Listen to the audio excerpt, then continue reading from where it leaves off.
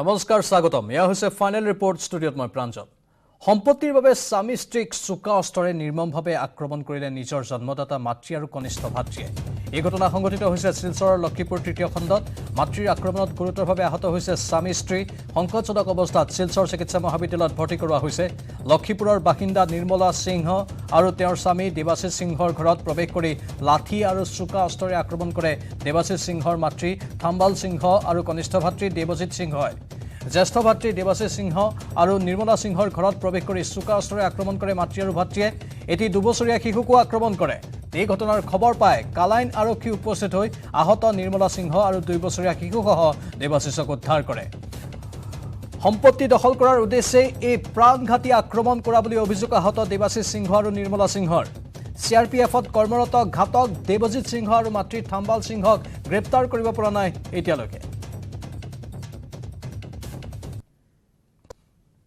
मेरा पेमेंट मिलने के लिए मैंने उनको बारे में मिलने आया तो देवजीत शाह ने क्या बोला सुबह मॉर्निंग स्टार्ट से 10 बजे से उनका लड़ाई दाव पकड़ के पकड़ के पूरा घर में स्टार्ट हो गया तो मुझे देख के क्या सोचा हाँ ये भी मारना चाहिए उनको भी मारना चाहिए क्योंकि उनका भाई उनका भाभी दोनों को उनका माँ और देवजीत सिन्हा दोनों ने देवजीत सिन्हा CRPF ने अभी गवर्नमेंट एम्प्लॉई है लेकिन इन्होंने देखो 10 डेज छुट्टी आके घर में पूरा ऐसे ही खराब कर दिया लेकिन मेरा साथ में देखो दाव में ऐसे पीस करके मेरा ऑल बॉडी मेरा ऐसे ही है देखो तो हेमंत विश्व शर्मा उनका पास में और कलाइन जो थाना है उनको साथ में आपको गिरफ्तार लाइफ टाइम उनको फांसी वादर करना है उनको क्या है जबरदस्त उनको कुछ लाइफ आपको जेल में रहना है उसा सोलकर सथान बेला सोलकर रीता सोलकर सथान बेला सथान सोलकर रीता सा उसा सोलकर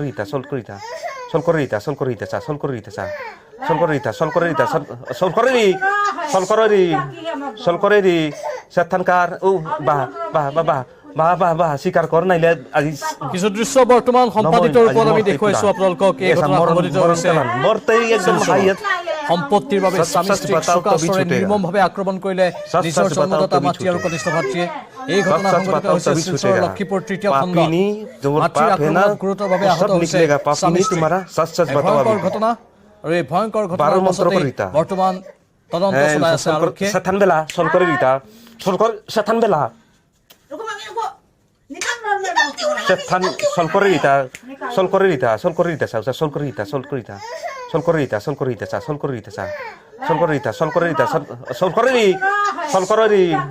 सोलकर কিমান পাখাত হ'ব পাৰে দুবছৰীয়া শিশুকো আক্ৰমণ কৰিলে প্ৰাণঘাতী আক্ৰমণ আছিলে একাংশ লোকৰ মাজত এনেধৰণৰ ভয়ংকৰ প্ৰৱণতা বৃদ্ধি হৈছে আৰু এই ঘটনাৰ পাছত তীব্ৰ প্ৰতিক্ৰিয়াৰ সৃষ্টি হৈছে আৰক্ষীয়ে তদন্ত চলাই আছে এই সমগ্ৰ ঘটনাৰ উচিত তদন্তৰ দাবী ইতিমধ্যে উত্থাপন কৰা হৈছে স্থানীয় লোকসকলৰ দ্বাৰা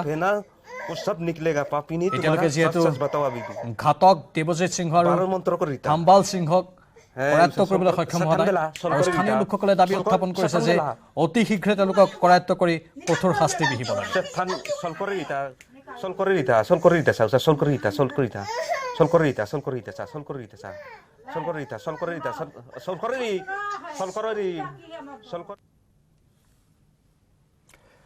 দুৰ্ভাগ্যজনক আন এক খবৰ বিগ ব্ৰেকিং নিউজ যোৰহাটত এজনক শিৰচ্ছেদ ৰাষ্ট্ৰীয় ঘাইপথত চিহ্ন মুণ্ডসহ এজনক আটক কৰা হৈছে 37 নম্বৰ ৰাষ্ট্ৰীয় ঘাইপথেৰে গৈ থকা অৱস্থাত লোকজনক আটক কৰিছে আৰক্ষীয়ে ছটাইৰ যোগী ভেটাত এজনক হত্যা কৰি চিহ্ন মুণ্ড লৈ আহিছিল এজন লোকে ঘটনা কেন্দ্ৰ কৰি অঞ্চলটোত তীব্ৰ চাঞ্চল্য বিৰাজ কৰিছে খবৰ যোৰহাটৰ য'ত এজনক শিৰচ্ছেদ কৰা হ'ল শিৰচ্ছেদ কৰি চিহ্ন মুণ্ডসহ এজন লোক ঘূৰি ফুৰিছিল ৰাষ্ট্ৰীয় ঘাইপথত পাছত আটক কৰা হৈছে তেওঁক 37 নম্বৰ ৰাষ্ট্ৰীয় ঘাইপথেৰে গৈ থকা অৱস্থাত আৰক্ষীয়ে আটক কৰিছে লোকজনক ছটাইৰ যোগী ভেটাত এজনক হত্যা কৰি চিহ্ন মুণ্ড লৈ আহিছিল লোকজনে এই ঘটনা কেন্দ্ৰ কৰি অঞ্চলটোত তীব্ৰ চাঞ্চল্যৰ সৃষ্টি হৈছে আমাৰ সাংবাদিক দিগন্ত হাজৰিকা ফোন লাইনত আছে দিগন্ত কোন লোকক হত্যা কৰিলে আৰু এই ঘটনা কেনেধৰণে হ'বলৈ পালে কিবা তথ্য আছে আপোনাৰ হাতত নিশ্চয়কৈ প্ৰাঞ্জল অত্যন্ত এটা ভয়ংকৰ ঘটনা আসলতে কি হৈছে সমাজখনত কি হৈছে এই প্ৰশ্নটো কিন্তু পুনৰ যোৰহাটত এই প্ৰশ্নটো উত্থাপন হৈছে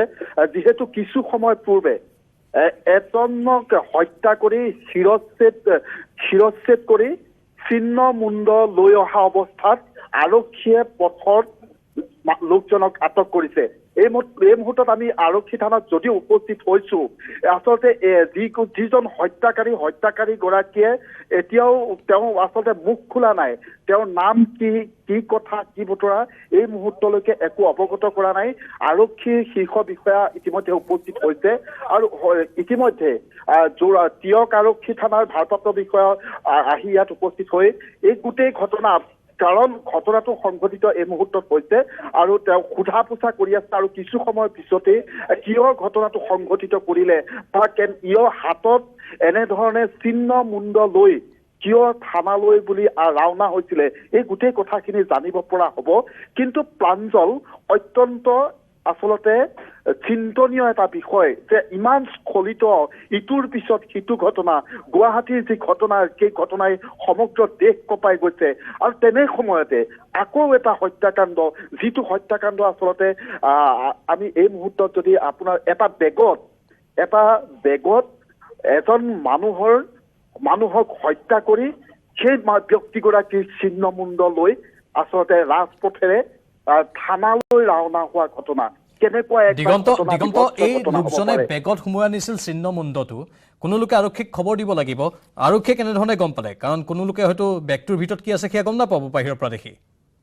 নিশ্চয়কৈ আচলতে আৰক্ষীয়ে বিশেষ সূত্ৰে এই ঘটনা সংঘটিত হোৱাৰ খবৰ পালে আৰু খবৰ পাই ঘটনাস্থলীলৈ ৰাওনা হৈছিলে আৰু ৰাওনা হওঁতেই পথতেই সেই মানুহজনক, যিজনে আচলতে হত্যাকাণ্ড সংঘটিত কৰিলে, তেওঁক পালে বুলি আমি প্ৰাৰম্ভিক পৰ্যায়ত কথাখিনি আমি গম পাইছো। আৰু আচলতে প্ৰকৃতাৰ্থত ঘটনা কিয় সংঘটিত হ'ল, কিয় এনেধৰণে নৃশংসভাৱে এজন মানুহক শিৰচ্ছেদ কৰি আচলতে এই ঘটনা সংঘটিত কৰিলে, এই গোটেই কথাবিলাক আৰু কিছু সময়ৰ পিছতেই আমাৰ হাতত আমি পোহৰলৈ আহিব আৰু আমিও অৱগত কৰিব পাৰিম নিউজ 18ৰ দৰ্শকক। কিন্তু এই মুহূৰ্তত যিজন হত্যাকাৰীক আৰক্ষীয়ে আটক কৰি ইতিমধ্যে থানালৈ লৈ আহিছে আৰু হাতত যি আচলতে ছিন্ন মুণ্ড, সেই ছিন্ন মুণ্ড ইতিমধ্যে আৰক্ষীয়ে তেওঁৰ হাতৰ পৰা তেওঁ আৰক্ষীৰ কব্জালৈ লৈ গৈছে। আৰু বৰ দুৰ্ভাগ্যজনক ঘটনা আৰু এনেধৰণৰ ভয়ংকৰ ঘটনা যোৰহাটত এইবাৰ সংঘটিত হৈছে। এজন ব্যক্তিক হত্যা কৰা হ'ল, ডিঙি কটা হ'ল আৰু সেই ছিন্ন মুণ্ডটো এটা বেগত ভৰাই লৈ আহিছিল। বেগটোৰ ভিতৰত যে ছিন্ন মুণ্ড আছিল সেই কথা আৰক্ষীক কোনো লোকে অৱগত কৰিলে আৰু আৰক্ষীৰ লগত কথা পাতিলে হয়তো দিগন্ত আপুনি সবিশেষ গম পাব, কাৰণ আৰক্ষীক কোনো লোকে খবৰ দিছে এই নৃশংস ঘটনাৰ পাছতে। কিন্তু যিজন লোক হত্যাকাৰী, তেওঁ বৰ্তমান নিয়ন্ত্ৰণত আছেনে নে উত্তেজিত অৱস্থাত আছে? এই মুহূৰ্তত আৰক্ষীয়ে নিয়ন্ত্ৰণ কৰিছে, যিজনে হত্যা কৰিছে তেওঁক নিয়ন্ত্ৰণ কৰিছে আৰু তেওঁ কিন্তু এই মুহূৰ্তলৈকে মুখ খোলা নাই, একোৱে ক'ব বিচৰা নাই।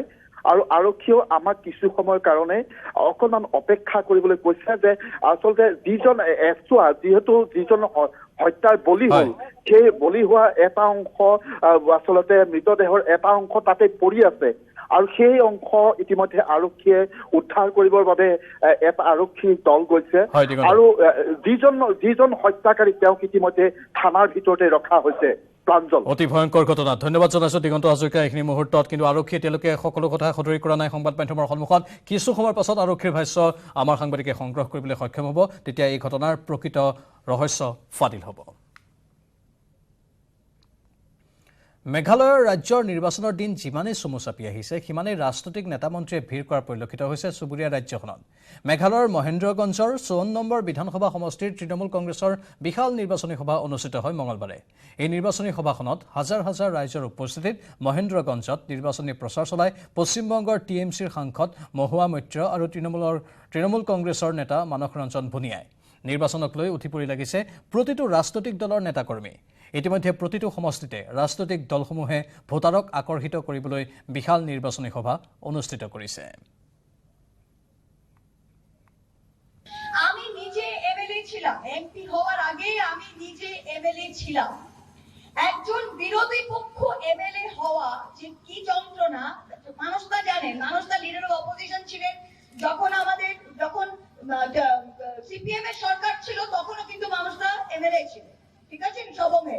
তাই আজকে আমি বিরোধী এমপি, আজকে 300-র বেশি বিজেপি এমপি আর আমি কিন্তু 23 জনের একজন। বিরোধী পক্ষ রাজনীতি করতে আমরা খুব ভালো করে জানি, তাই জন্য আমরা লড়াইয়ের ময়দান কোনোদিন ছাড়ি না, কারণ আমরা শুধু ক্ষমতার রাজনীতি করি না। আমি তৃণমূল কংগ্রেসের ক্ষমতার এমএলএ থেকেছি করিমপুরে, কিন্তু আজকে আমি দিল্লিতে গিয়ে কিন্তু বিরোধী পক্ষ, এটা মনে রাখতে হবে। আৰু বাতৰি দেখিতে সময় হৈছে চমু বাণিজ্যিক বিৰতিৰ। কেৱল ষ্ট্ৰং নহয়,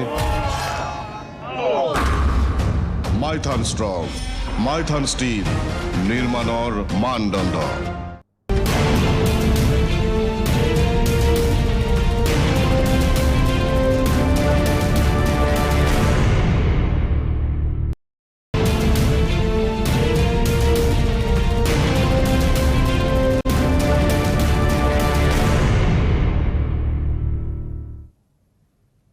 পুনৰ স্বাগতম। অহা 6 মাৰ্চৰ পৰা 9 মাৰ্চলৈ 4দিনীয়া কাৰ্যসূচীৰে অনুষ্ঠিত হ'ব জামুগুৰিহাটৰ ঐতিহ্যমণ্ডিত 12 চহৰীয়া ভাওনা। ভাওনা অনুষ্ঠিত কৰাৰ বাবে পকামুৰা পথাৰত ৰাইজ ব্যস্ত হৈ পৰিছে খলা নিৰ্মাণত। প্ৰতিখন গাঁৱৰ পৰা ওলাই অহা শ লোকে ভৰি পৰিছে ঐতিহ্যমণ্ডিত পকামুৰা পথাৰ। জামুগুৰিবাসী ৰাইজৰ স্বাভিমান 12 চহৰীয়া ভাওনাত শ্ৰমদান কৰিবলৈ ওলাই আহিছে সকলো। পদ্ম পুষ্প সদৃশ মূল মণ্ডপৰ লগতে 21খনকৈ খলা নিৰ্মাণ কৰিবলৈ ওলাই আহিছে এইসকল গাঁৱলীয়া অভিযন্তা। সমূহীয়া শ্ৰমদানে সমন্বয়ৰ তীৰ্থত পৰিণত কৰিছে পকামুৰা পথাৰ। বাটচৰা চৌঘৰ নিৰ্মাণত ব্যস্ত জামুগুৰিয়া ৰাইজ। কোনোবাই যদি তমাল বনাইছে, আন কোনোবাই আকৌ কাঠি কামিৰ কাম কৰিছে। 12 চহৰীয়া ভাওনাক লৈ এতিয়া উদুলি মুদুলি পৰিৱেশ পকামুৰা পথাৰত। পকামুৰা পথাৰত খলা নিৰ্মাণৰ সমান্তৰালকৈ ভাওনাৰ বচন আওৰাই ৰাইজ সাজু হৈছে ভাওনা অনুষ্ঠিত কৰিবলৈ।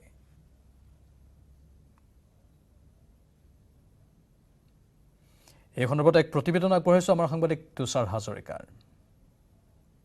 6 মাৰ্চৰ পৰা অনুষ্ঠিত হ'ব জামুগুৰিহাটৰ ঐতিহাসিক 12 চহৰীয়া ভাওনা। আৰু 12 চহৰীয়া ভাওনাক লৈ এতিয়া দেখিবলৈ পোৱা গৈছে যে পকামুৰা পথাৰত ব্যস্ত হৈ পৰিছে জামুগুৰিয়া ৰাইজ। আৰু এইবেলি 21খনকৈ খলাত 12 চহৰীয়া ভাওনা অনুষ্ঠিত হ'ব। আৰু সেয়েহে এতিয়া দেখিবলৈ পোৱা গৈছে যে জামুগুৰিৰ ৰাইজে এতিয়া নিজৰ নিজৰ খলাসমূহ নিৰ্মাণ কৰাত আচলতে ব্যস্ত হৈ পৰিছে। আৰু এই মুহূৰ্তত মই পকামুৰা পথাৰত উপস্থিত আছো আৰু মোৰ সহযোগী নিৰ্বাণে ইয়াৰ পৰিৱেশ দেখুৱাব। আচলতে প্ৰতিখন গাঁৱৰ পৰা ৰাইজ ওলাই আহিছে আৰু নিজৰ নিজৰ যিসমূহ খলা, সেই খলাসমূহ ইয়াত তৈয়াৰ কৰি আছে। আৰু দেখিবলৈ পোৱা গৈছে যে কোনোবাই যদি বাঁহ কাটিছে আৰু আন কোনোবাই আকৌ আচলতে কাঠি কামি কৰিছে। আৰু সমান্তৰালভাৱে যিসমূহ খলা, সেই খলাসমূহ ইয়াত তৈয়াৰ কৰি থকা হৈছে। আমি এই দৃশ্য দেখুৱাই আছো পকামুৰা পথাৰৰ পৰা। আৰু এনেধৰণে এতিয়া দেখিবলৈ পোৱা গৈছে যে 21খনকৈ খলাত এনেধৰণে ৰাইজে আচলতে ব্যস্ত হৈ আছে নিজৰ নিজৰ খলাসমূহ আচলতে তৈয়াৰ কৰাত। আৰু কাঠি কামি কৰিছে, চাল চাইছে, এনেধৰণে আচলতে নিজে নিজে আচলতে নিজৰ খলা নিৰ্মাণ কৰাত সকলো ব্যস্ত হৈ আছে। সমান্তৰালভাৱে দেখিবলৈ পোৱা গৈছে যে ইয়াত যি খাদ্য গ্ৰহণৰ ঘৰ, ভোজনালয়, সেয়াও আচলতে তৈয়াৰ কৰি থকা হৈছে। এনেধৰণে এতিয়া সকলো ব্যস্ত হৈ আছে। মই আপোনাৰ কাষলৈ আহিছো। 6 মাৰ্চৰ পৰা 12 চহৰীয়া ভাওনা আহি পালেহি, আপোনালোক ব্যস্ত হৈ আছে নিজৰ খলা নিৰ্মাণ কৰাত। কি জনাব এই মুহূৰ্তত, কিমান প্ৰস্তুতি কেনেধৰণৰ আপোনাৰ? প্ৰস্তুতি মানে ৰাইজে কৰিছে, তোমালোকে দেখিছাই, আৰু সকলোৱে স্বতঃস্ফূৰ্তভাৱে লাগি গৈছে।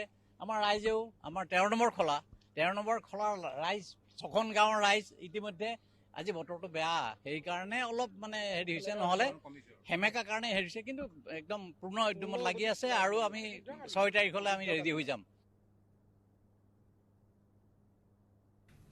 মহানগৰীৰ খাৰঘুলি অমিয়ানগৰত পথ দুৰ্ঘটনা সংঘটিত হৈছে। অমিয়ানগৰৰ পাহাৰৰ পৰা বাগৰিল ডাম্পাৰ। দুৰ্গম পথৰ পৰা বাগৰি মৃত্যু হৈছে এগৰাকী লোকৰ। দুৰ্ঘটনাত মৃত্যু হোৱা লোকজনৰ নাম বলিউডৰ আলী। পাহাৰৰ পৰা প্ৰায় 20 ফুট তলত পৰিল দুৰ্ঘটনাগ্ৰস্ত বাহনখন। ঘটনাত কথমপি প্ৰাণ ৰক্ষা পৰিছে 3গৰাকী লোকৰ। উল্লেখযোগ্য যে পানী যোগান প্ৰকল্প ব্যৱহৃত অৱস্থাত আছিল এই বাহনখন। আমি পুনৰ জনাইছো মহানগৰীৰ খাৰঘুলিৰ অমিয়ানগৰত সংঘটিত পথ দুৰ্ঘটনাৰ খবৰ।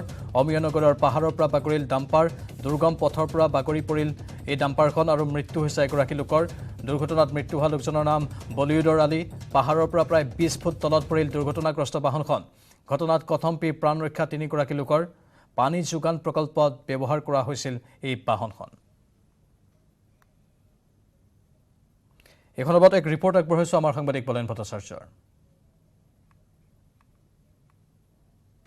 মহানগৰীত সংঘটিত হৈছে এক ভয়ংকৰ দুৰ্ঘটনা। মহানগৰীৰ উজান বজাৰৰ অমিয়পুৰ এই অঞ্চলতে সংঘটিত হৈছে এই দুৰ্ঘটনা যে জাইকা প্ৰজেক্টত ব্যৱহৃত এখন বাহন আৰু সেই বাহনখনে বিপদসংকুল এটা পথেৰে বাহনখন অতিক্ৰম কৰিছিলে আৰু সেই সময়ছোৱাতে প্ৰায় 20 ফুটতকৈ অধিক তলত এই বাহনখন পৰিছে আৰু জানিব পৰা মতে PWDৰ তাত সন্মুখ ভাগত যিখিনি লিখা আছে PWD ডিউটিত থকা লিখা হৈছে আৰু দেখিবলৈ পোৱা গৈছে AS25C 0 এই মুহূৰ্তে অনুমান কৰিব পৰা হোৱা নাই যে 0486 নম্বৰৰ সম্ভৱতঃ এই ডাম্পাৰখন আৰু এই সৰু ডাম্পাৰখন কিছু সময় পূৰ্বে সংঘটিত হৈছে এটা ভয়ংকৰ পথ দুৰ্ঘটনা আৰু কিয়নো যে বিপদসংকুল সেই যে পথছোৱা সেই পথছোৱাৰে বাহনখন অতিক্ৰম কৰি আহিছিলে কিনকিনীয়া কিছু বৰষুণ আছিলে আৰু সেই বৰষুণৰ মাজতে অহাৰ পিছতে এই দুৰ্ঘটনা সংঘটিত হৈছে